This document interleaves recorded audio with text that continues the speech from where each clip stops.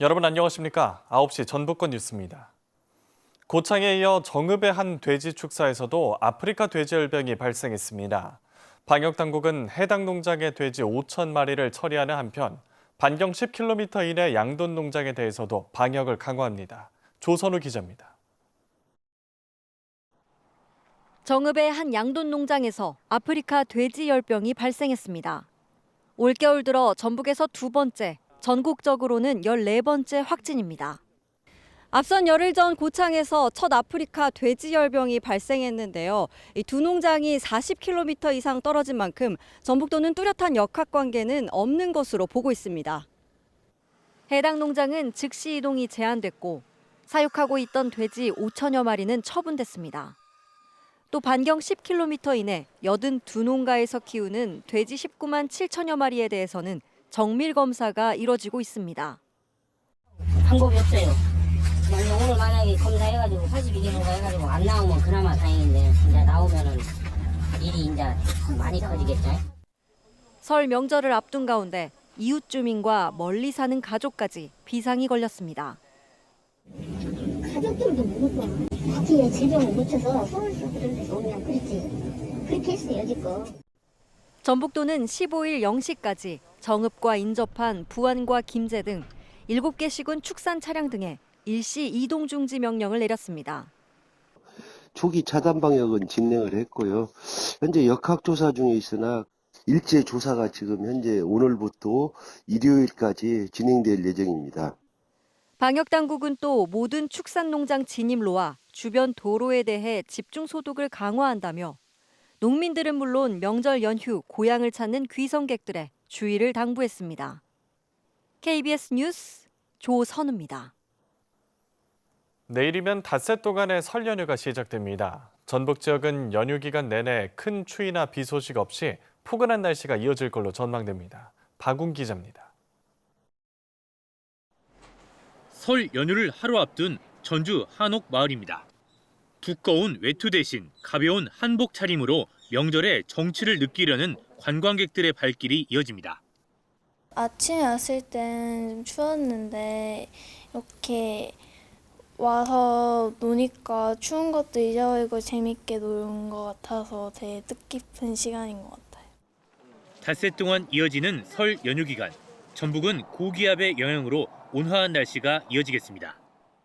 대체로 구름이 많고 아침 최저 기온은 영하권에 머물겠지만 연휴 사흘째인 16일까지 낮 최고 기온이 10도 안팎에 머물며 마치 초봄과 같은 포근한 날씨를 보이겠습니다. 설 당일인 17일과 연휴 마지막 날도 평년 기온을 유지해 강추위는 없을 전망입니다. 14일과 15일에 새벽부터 오전 사이 전북에 짙은 안개가 예상되어 기온이 영하권으로 낮은 지역에서는 도로 살얼음 발생 가능성도 있겠으니 다만 미세먼지와 초미세먼지가 기승을 부리는 날이 있어 바깥 나들이 할 때 마스크를 꼭 써야 합니다. 또 건조한 날씨에 산불 우려가 커져 성묘나 등산객들의 주의가 필요합니다. KBS 뉴스 박공입니다. 설 연휴를 하루 앞둔 오늘 전북 지역 고속도로는 대체로 원활한 흐름을 보이고 있습니다. 밤 9시를 기준으로 서울요금소에서 전주요금소까지는 승용차로 2시간 20분, 서서울에서 동군산까지도 2시간 20분이 걸릴 걸로 예상됩니다. 한국도로공사는 이번 설 연휴 귀성길은 모레 아침 7시부터 밤 9시까지, 귀경길은 설 당일인 17일 오전 11시에서 자정까지 가장 혼잡할 걸로 내다봤습니다. 전북특별자치도가 설 연휴를 맞아 전북을 찾은 방문객들을 위해 볼거리와 즐길거리가 다양한 도내 관광지 14곳을 추천했습니다.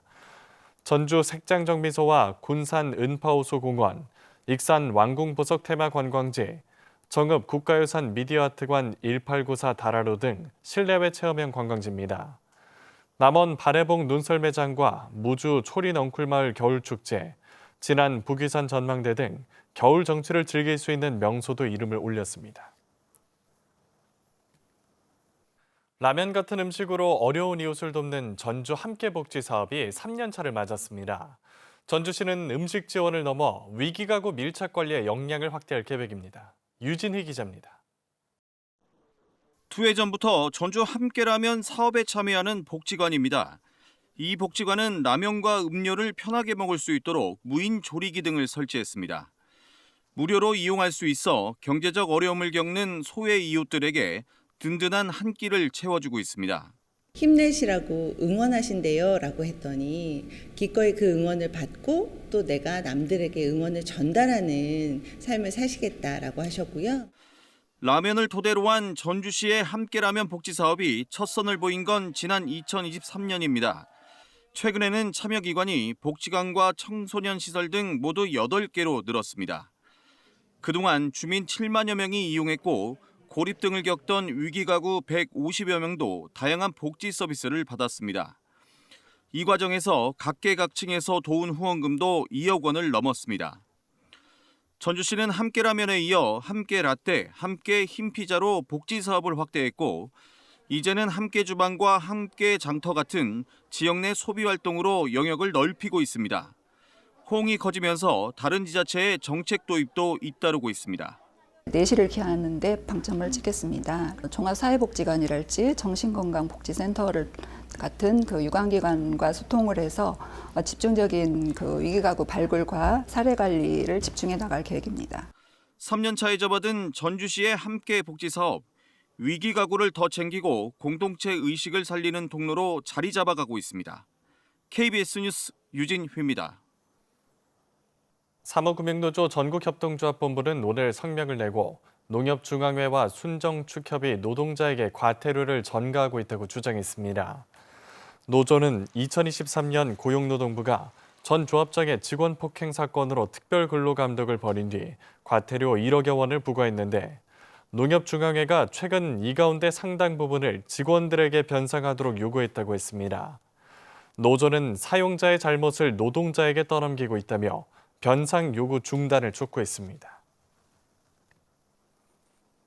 선거철마다 정치인의 출판 기념회가 잇따르죠. 이번 지방선거를 앞두고도 예외가 아닌데요. 사실상 정치후원금 모금 수단으로 전락했다는 비판에도 제재할 방법은 없습니다. 데스크 진단 한주연 기자입니다. 출판 기념회. 사전적으로는 책을 비롯한 저작물 출판을 기념하는 행사입니다. 하지만 지금의 출판 기념회는 선거를 앞둔 정치인들의 일종의 출정식으로 사실상 정치 후원금 모금 행사로 변질됐습니다. 정치인의 출판 기념회 소식을 듣게 되면 가야 할지, 책은 얼마나 사야 할지 고민하는 이들이 적지 않습니다. 현행법상 정치인의 출판 기념회 수익은 정치 자금으로 분류하지 않아 신고와 공개 의무가 없습니다. 선거일 90일 전부터 선거일까지 열지 못한다는 규정만 있을 뿐입니다. 이 때문에 편법 정치 후원금 모금 수단이라는 비판의 목소리가 잇따릅니다. 실제 주식 차명거래 혐의를 받는 이춘석 의원도 신고 재산의 2배가 넘는 주식 투자 자금의 출처 가운데 하나로 출판 기념회를 꼽은 것으로 알려졌습니다.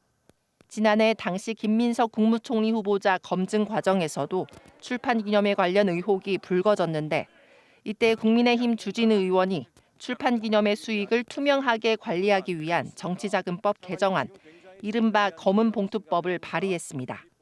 검은봉투법은 출판물 판매 수입을 정치자금으로 봅니다. 이 때문에 출판 기념회를 열 때 선관위에 사전 신고하고 행사 후 30일 이내에 수입과 지출 내역도 보고해야 합니다. 일단 법안은 발의됐는데 과연 이해 당사자인 국회의원들이 법 개정에 적극적으로 나설지는 의문입니다. 편법 모금 창구로 비판받고 있는 출판 기념회. 누구나 아는 그 사각지대가 이번 지방선거를 앞두고도 방치되고 있습니다. 데스크 진단 한주연입니다. 전주시가 밀라노 동계올림픽 개최지에서 전통문화를 홍보하고 있습니다. 전주시와 전주문화재단은 현지 시각 12일부터 사흘 동안 밀라노 동계올림픽 코리아하우스에서 국제스포츠 관계자와 방문객 등을 대상으로 전주의 전통문화를 알리는 다양한 체험 프로그램을 진행하고 있습니다. 특히 한복체험과 자개문양 열쇠고리 등 전통 소품 만들기가 관심을 끌고 있다고 밝혔습니다. 전북도의회가 이른바 전주가정법원 설치 법안의 국회 본회의 통과를 환영했습니다. 도의회는 논평을 통해 가정법원은 가정의 회복과 아동 청소년 보호를 지원하는 전문 법원이라며 이번 법안 통과로 도민의 권익 보호와 사법 접근성이 높아졌다고 평가했습니다. 또 전주가정법원이 차질 없이 개원할 수 있도록 신속한 후속 절차에 적극 협력하겠다고 밝혔습니다. 더불어민주당 전북도당 예비후보 자격심사위원회가 심사를 통해 409명에게 지방선거 예비후보 자격을 부여했습니다. 이번 지방선거에 출마 뜻을 밝힌 495명을 대상으로 자격을 심사한 결과 11명이 부적격 판정을 받았고 75명은 추가 심사가 필요한 정밀심사 대상자로 분류됐다고 밝혔습니다. 구체적인 심사 결과는 개인정보 보호와 공천 절차의 공정성을 고려해 개별 통보할 방침입니다. 더불어민주당 공천관리위원회가 전북도지사를 비롯한 광역단체장 선거 후보 면접을 오는 23일부터 이틀간 진행합니다. 지역 정치권에선 광역단체장 면접 이후 정청래 대표 등 민주당 지도부의 지방선거 공천 기조가 보다 분명해질 걸로 보고 있습니다. 전북도지사 선거에 출마하는 민주당 후보는 재선을 노리는 김관영 지사를 비롯해 안호영, 이원택 국회의원, 정헌율 익산시장 등 4명이 꼽힙니다. 남원시와 전북대가 옛 서남대 터에 조성 중인 전북대 남원 글로컬 캠퍼스 출범식을 열고 본격적으로 개강 준비에 나섰습니다. 남원 글로컬 캠퍼스는 내년 3월 준공을 목표로 604억 원을 투입해 대학 캠퍼스와 한국어 학당, 스타트업 인큐베이터 등을 구축할 예정입니다. 글로컬 캠퍼스 첫 입학생들은 정식 개교 전까지 전주 캠퍼스에서 첫 학사 일정을 이어간 뒤 대학 리모델링과 인프라 구축이 완료되는 대로 남원으로 옮길 계획입니다. 오는 4월 피지컬 AI 실증 사업 착수에 앞서 정동영 국회의원은 오늘 전북대학교를 찾아 대한민국을 피지컬 AI 강국으로 만드는 산실이자 세계 1등 대학으로 가는 기회가 왔다고 말했습니다. 또 SK하이닉스가 조만간 전북대 반도체 계약학과를 설치하는 등 공대 전망도 밝다고 강조했습니다. 정 의원은 전북대 AI 실증 연구소와 업체 등을 찾아 기술 방향과 예산 투입 계획, 기본 모델 개발 전략 등 준비 사항을 점검했습니다. 지금까지 전북권 뉴스였습니다.